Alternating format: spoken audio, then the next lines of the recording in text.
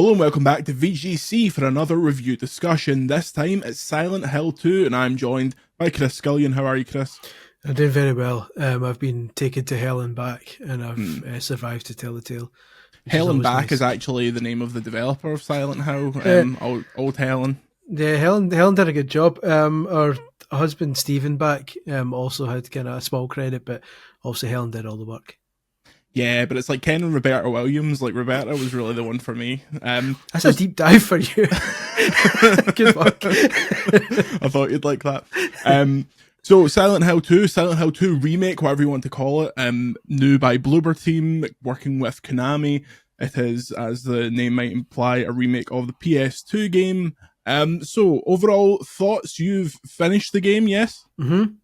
Overall thoughts are mainly positive. I thought they did a very, considering the backlash that kind of surrounded the game when they first announced it, and considering the kind of unfair, I think, reputation that Bloober Team's had over the years, I think they've delivered as good a product as anyone could have hoped for, I think. And that's actually interesting you raised that, because there was a bit of a foible during my interview with Bloober Team where I didn't mean it to sound this rude, but I said, like, all the journalists can't believe how good it is, and they were laughing. They're like, yeah, we kind of understand. They seem like a group that kind of understands their shortcomings and is trying to be better, which is kind of all you would want out of a developer. So it's funny because when they released the Medium, I'm a Medium apologist. That when I played through that for review, I remember playing it and thinking, there's not a lot to this game. It was a fairly short game. I was like, but it looks fantastic. I said, I wish this was a Silent Hill game because it looks fantastic. It nailed that Silent Hill mood. So when it was announced that Bloober Team were working on Silent Hill, I think I was one of the few people initially who was like, excellent, that's a perfect fit. Whereas everyone else was like, what? The Medium? the Blair Witch guys? But yeah, no, it's I'm really happy that they've turned around what you know what the internet's like. The internet almost always decides when they decide a project is doomed, it is doomed. We've seen lots of kind of half decent games being buried because the narrative has been set that no, we don't want anything to do with this. So for them to have turned it around before launch, obviously, but the kind of people that are excited about it is good going. So in terms of comparisons to the original, what kind of remake is this? Is this like a shot-for-shot kind of repolishing, or how have they changed things up? It's more a kind of Resi 4 style remake, but maybe it's more a Resi 4 remake than a Resi 3 remake, if that makes sense. Because Resi 3 went completely well off what the kind of the original Resi 3 was. I've just dropped loads of DVDs. Whereas the Resi 4 remake stuck more to the source material, and this is more of the case. So still, the puzzles are different, stuff like that, but the general steps and the general pace from start to finish is the same. It takes in the same story beats and stuff. So yeah, it definitely freshens things up and isn't a kind of shot for shot remake, but it sticks close enough to the original plot that other than some kind of extra endings that we won't talk about, it stays fairly close to. There'll be no massive bombshells for people who are familiar with the original. Yeah, so I've played about 5 hours of it, and I certainly felt that, as you say, Resident Evil 4 in the sense that it's a version of the experience that you hoped or how you remember it type thing. It's the decisions you would make through a 2024 eye rather than a mid-2000s eye in terms of development, but it certainly holds on to a lot of the gameplay tropes in terms of it's quite the puzzle solving is quite item heavy. It's a lot of codes. It's a lot of go here to get this to solve this puzzle. Does that ever feel dated? Because obviously when you're evaluating something like this, it's like, does it feel dated just because of when it came out, or is it actually an issue?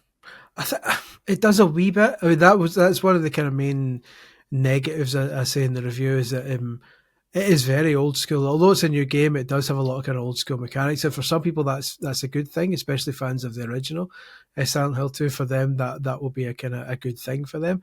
But it's quite a long game for a game of this ilk. It's maybe like between 15 and 20 hours, depending on how quickly Yeah, you that's fire through roughly it. how they were saying. Yeah.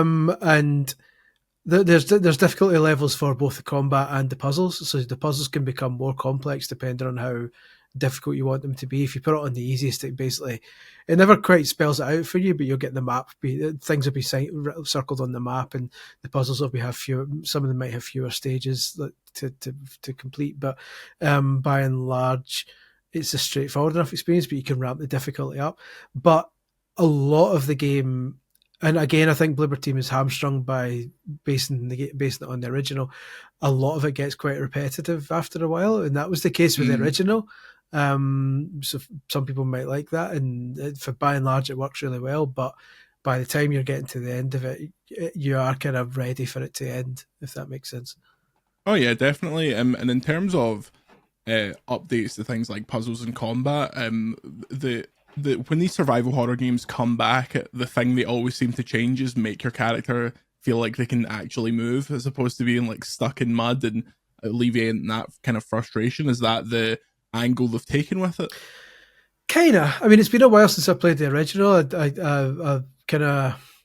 It's one of those situations where, like you say, it's how you remember it in your head rather than how it actually was. Even like the opening cutscene where he puts his face up to his head, and I'm like, that's exactly the same cutscene, is it? And then obviously I then load the bags. Actually, no, that looks awful like compared to that. But it's the same kind of thing. Like I remember, it feels the way I remember him feeling. But then you go back and play the original, it's like, no, actually, he's got a dodge now. Probably he's got a dodge. Yeah. Yeah.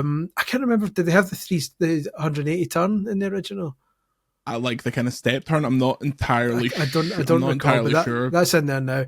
And yeah, the dodge is important for dodging the spit that gets spit at you. The enemies that decide to just burst into acid just for no reason, just for a laugh. There's a lot of that in there. So yeah, it feels. It doesn't feel like that. It doesn't feel completely freedom of movement. That obviously. This is kind of one of the hallmarks of a survival horror game, is that there needs to be some kind of awkwardness to the control, so that when you're stuck in a tight space with a lot of kind of enemies, you can't just go whoop and just run away really quickly. You've got to be kind of awkward and struggle. You're not cutting about like Nathan Drake. Like. Exactly. You can't just kind of run up the wall and do a backflip and dive out the window. So yeah, there's a kind of, and that gets a bit annoying at times. There's a couple of moments where you trigger a switch or something, and then suddenly like 2 or 3 enemies come into the room, and it's a very small room, and you're basically taking a hit whether you like it or not, which is a wee bit annoying.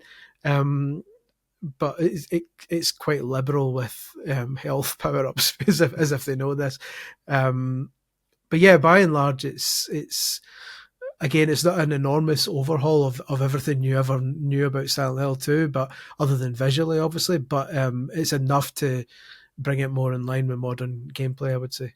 Speaking of visually, obviously, one of the things that's most notable about that original game is how much they got out of the presentation with the technical limits. Like, you can, there's pretty much an argument to be made that the whole the foggy nature of Silent Hill is a cleverly disguised level of detail loading tactic. But I feel like in some of these remakes, a lot of that charm gets lost. But from what I've seen at the start, they seem to have gone pretty light touch with it. It still feels like it feels like a modern Silent Hill game. It doesn't just feel like they've not made it super bright, and they've not given you this like ridiculous long line of sight so they can show you off fancy graphics. Like, they feel like they have stuck to the original art direction at least. Yeah, and again, that's something that's going to divide people, because that's, again, I don't know whether they're hamstrung as well, because a lot of Silent Hill fans obviously want that from their Silent Hill game. They want lots of fog.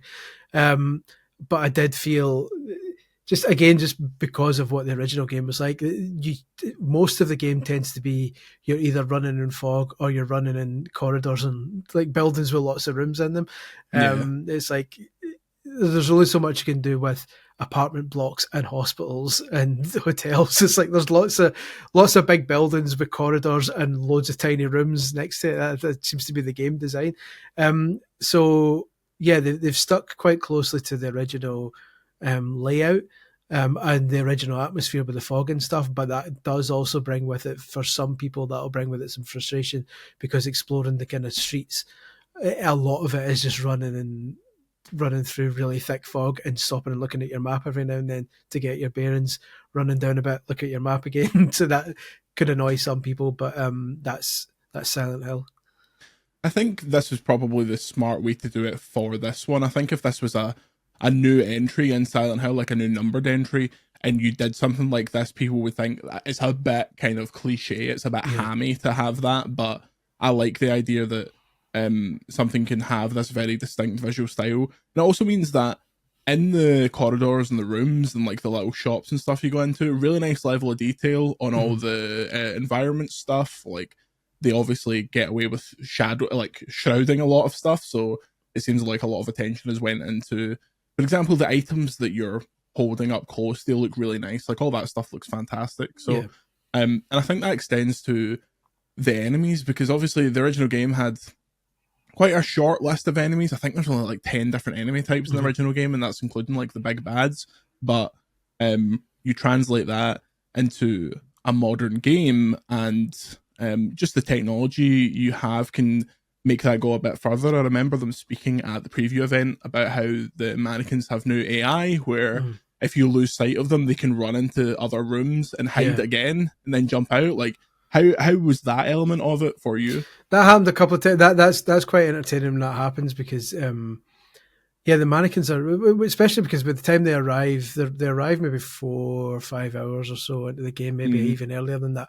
And you're still kind of finding your feet with the combat at that point, and up until that point you're dealing with the wee crawly ones that get up and kind of, those are quite easy to melee. Like you melee them, dodge. But then the mannequins turn up and you can't really do that with them because they take a kicking.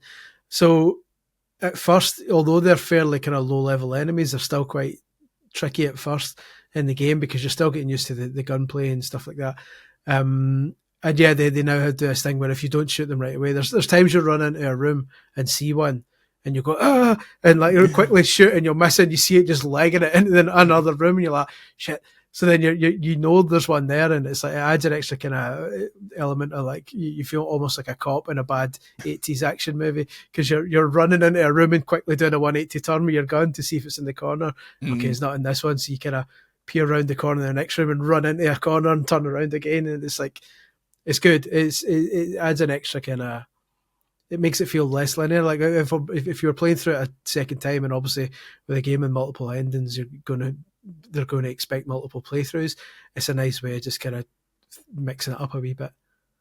Yeah, and I think the as I said, the art design of the world is very detailed, but I think also there's a lot of intentionality around corner of your eye. You see a kind of arm looking shape, and it will be like a dresser drawer or something like that, but you think it's a mannequin and you turn it and you almost waste a bullet and things like that. Like I think the weapon scarcity isn't like severe. It seems it strikes quite a good balance. I think when you do it to the point where you're getting like 7 bullets per game, you just never use the gun, or you go to the other end where it's like you're essentially Chris Redfield with an AK-47. I think it's in a decent kind of middle ground. It does. It has that. It's got that nice balance in that you're always conscious that your bullets and your health are finite.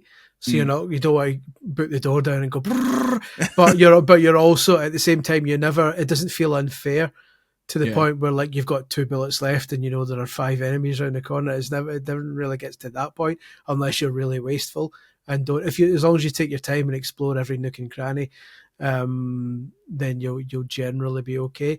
And it's also good the way that it's quite flexible in how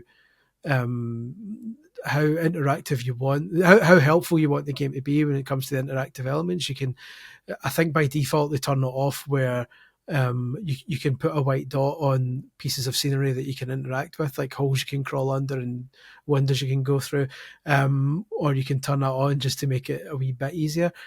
So I did that because I'm a games journalist. What can I say? But I like that there's a lot of flexibility there. You can play the game the way you want to play it. You could make it hard as nails and make the puzzles really complex and mind bending, or you can dial it back a bit if you want to kind of focus more on the story. So did you get to the bit with the thing in the bath? I don't believe so. The place I left off was the coin puzzle with the 5 different coins. shortly after the bit that made me jump, and it's like, I know there's not too much of a spoiler here because it's just a tiny wee set piece, but there's a bit. It's actually, I think it's in the footage that I've uploaded alongside this. We've got a video of like about 20 minutes of gameplay that we're also putting on YouTube channel. And there's a bit where you get in your bit and you can see what almost certainly is a mannequin, and you can see their silhouette in a bathtub, like standing behind the curtain, and you're like, oh, I see. And you kind of sneak round, and you finally get a peek at it, and it is literally a mannequin, just stand like Home Alone style, standing in the bathtub, and you're like, all right, very good. And then you collect the thing that's in the bath, and then obviously a baddie comes like shortly after that. You go, oh, got me. But yeah, it's got nice wee kind of set pieces like that. The sound design is phenomenal. Yeah, really, really good. The fact that it uses a DualSense to put the radio on that is like really. Like my wife was sitting while I was playing it, and she's like, I hate that.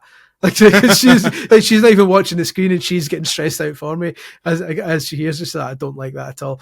So that's brilliant. And just when you're playing it with headphones, just hearing all the kind of the creaks and you can hear occasional screams and murmurs and stuff like that. A lot of stuff that's from the original game is kind of carried over. And yeah, it's the music's obviously as fantastic as it was in the original. It's kind of been redone, but it's still superb. So yeah, the presentation's like immaculate. Konami seems to have kind of found its feet with how it wants to remake its old games. Like I've played Delta, and it's very much the same kind of scenario, as they call it in Japanese credits. It's the same scenario as MGS3, but it's like Phantom Pain controls, and it's like third person. How do you feel about that style of remake rather than something that is kind of more changing events and more transformative? I'm fine with it. You know, it's like I would like the originals to be more readily available. I don't know if the HD collection for Silent Hill is quite as easy to get on modern systems. I don't think it is. That's maybe a PS3 game, is it not? But is it maybe on 360 backwards compatibility? I'm not sure. But either way, I don't know if it's like massively easy to get hold of. I think as long as people have both options, it's fine. But I do like the way they don't stray too much from it. I'm a big horror movie fan, and nothing annoys me more than a remake of a horror movie which completely throws the original plot out. Like I hate the remake of Nightmare on Elm Street. Because that just like is everything I hate about. They basically redid Freddy Krueger's story, and I hated it. But we'll get into that another time. When we review the remake of Nightmare on Elm Street, when we review Nightmare on Elm Street remake, famously. But no, I'm glad. I personally like when they don't mess with it too much. I mean, we kind of swerve here or there, like the new endings, but nothing that strays too far from the original, so that people who didn't experience it the first time round can learn the lore and learn what the canon story is and see what all the fuss was about, while people who are familiar with it can get the wee surprises every now and then to go, oh, very good, very clever, stuff like that. So yeah, I'm all for it. I'm up for more. I'm up for a Silent Hill 3 like this, and I'm definitely up for a Silent Hill Shattered Memories like that. That's the question, though. Did Bloober do that next, or do Konami give them the new Silent Hill game? Do they do a new one? Yeah. Why not both? That's where you bring up the gif of the wee girl saying, "Why not both?" But yeah, it's I'd happily take either. Like we've went for so long with no Silent Hill games, and all of a sudden we're getting a load of them. Let's just ignore that streaming series that they did. The no code one, I bet, is going to be fantastic. That will be superb. No code. I'll be there day one regardless, because they will nail it. And they've got that weird kind of Japanese themed one coming, don't they? Yeah, that's a curious one. So yeah, I'm perfectly happy for them to say to Bloober Team, right, keep going. Be that a remake of another one, or be that a brand new adventure. Like, they should say to Bloober Team now, what do you want to do? Because it seems. And again, we don't know the full story here, but there was a period during this game's promotional campaign where it seemed that Bloober Team and Konami were at odds over how to best push this game, and it looks like Bloober Team were right. It seems that Konami went with this combat trailer, and that was the kind of thing that had a lot of people saying, "What are you doing? This Silent Hill 2 isn't combat focused. What are you doing?" And Bloober Team kind of came out and said, "Yeah, that's that really isn't the game. Like we wouldn't have Bloober Team done just that. let people play it for 3 hours and then tell you how good it was. Yeah, Like, Bloober Team like literally came out and says we don't control the marketing for this game. That's not how we would do it. So I hope Konami's learned a lesson and we'll kind of say to Bloober Team at this point, right, what do you want to do? Assuming we're not the outliers here and that other reviews, obviously we're recording this before embargo, assuming everyone else says this is good, hopefully this is this is the start of a lot to come, I would hope. Yeah, it feels almost like a kind of Force Awakens type release where it's like, okay, we're back with like a good to great one, and now we can see where we can go from here. Like exactly the same situation with Delta, and hopefully with Castlevania when Konami gets to that. But if you'd like to read the full review, you can check it out on videogameschronicle.com. You can also support VGC, patreon.com/videogameschronicle. Any more, Chris? Nope, I'm just very happy with this game. Check it out, kids, when it comes out. Turn the lights off, turn the sound up, as I believe they say, get the headphones on, and yeah, bring get down to nappies. Get down to your local game station and collect your pre-order for Silent Hill 2. Okay, folks, we'll see you next time. Thank you for watching. Subscribe to VGC. Say goodbye, Chris. Goodbye, Chris. And we'll see you next time.